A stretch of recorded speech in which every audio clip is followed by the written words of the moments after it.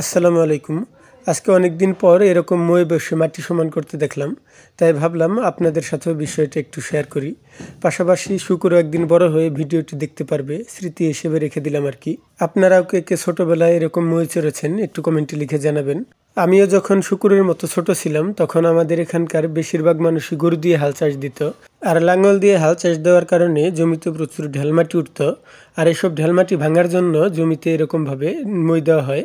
তখন দেখা যেত আমি ওর মতো ছোট থাকার কারণে অনেকে আমাকে বাড়িতে ডাকতে আসতো, বলতো শান্ত একটু আসো, আমাদের জমিতে মই দিব, একটু মই বসে থাকতে হবে। আমিও অনেক আনন্দের সাথে যেতাম, কারণ মই বসে থাকতে আমার অনেক ভালো লাগতো। শুধু আমি না, আমার মতো সে সময় যারা ছিল তারা সবাই কম বেশি তখন মই চড়েছে।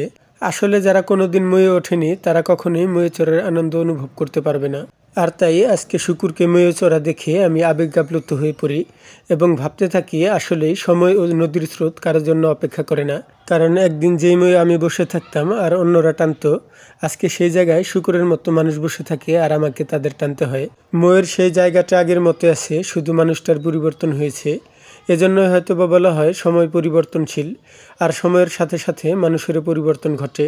এখন যে জমিতে মই দেওয়া হয় না তা না, এখনও মই দেওয়া হয়, কিন্তু এখন ময়ে মানুষের জায়গায় কলা গাছ উঠিয়ে দেওয়া হয়।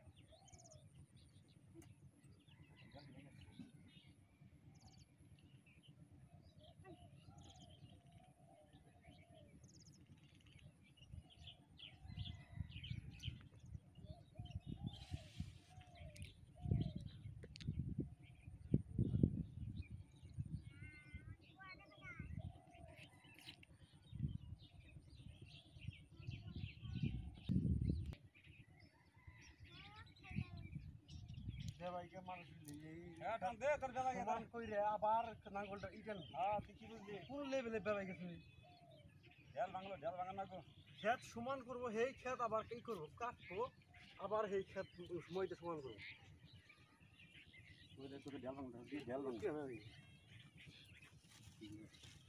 বুঝবি না, এই দেখো ঢাল দিলাম, আর খান মই দিব, আর ঢাল থাকবো না, আর খান তাল দিব, ঢাল থাকবো না, মই দিব, আর খান চারবার 8 বছর মই দিয়ে দেবেন।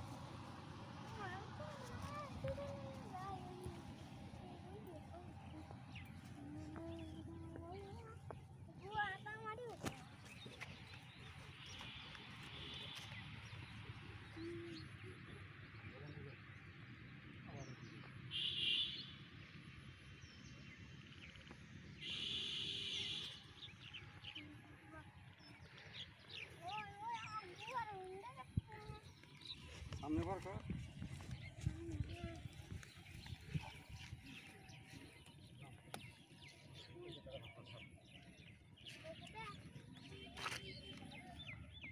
তুই খাট সামনে থেকে ঢালখান থেকে এই খেটা ওই খেটা